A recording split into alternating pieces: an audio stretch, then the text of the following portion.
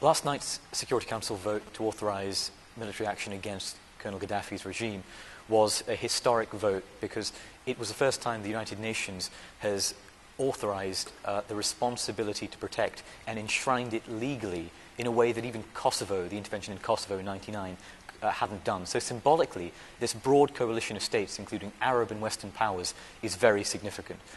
The build-up to the vote was also critical because a day ago it looked impossible to have a vote that was so expansive getting through without a Russian veto. And what I think swung it was a couple of things. First of all, the Libyan government looked as though it was poised at the edge of Benghazi, and the Libyan rebels looked extremely precarious.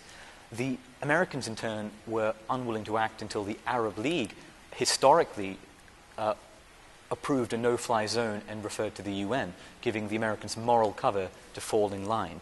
So all the diplomatic pieces fell into place at the very last minute, which is why we saw the vote pass in dramatic fashion late at night. There is a real upside to this resolution because things have fallen into place rather happily. This was an Arab League request, with Britain and France doing a lot of spade work, the United States not taking a lead, which turns out actually to being quite useful, and then the US backing it at a very late stage. So what we have is a happy coincidence of enough international consensus behind an Arab League request and an Arab League requirement. And in the longer term, if this is seen as the international community with Western forces taking a lead to help implement something that the Arab League wants to happen, then that might be regarded as going some way to diplomatic bridge building after the unhappy experience of the last 10 years.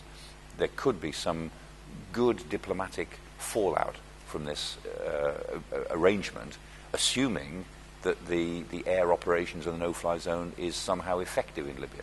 What's interesting is this action is taking place largely outside the ambit of NATO for a few reasons. Principally because key NATO allies, Germany and Turkey being a regional heavyweight, a key Muslim partner in the region, have stood aside, and Prime Minister Erdogan of Turkey has in fact fiercely criticized military intervention.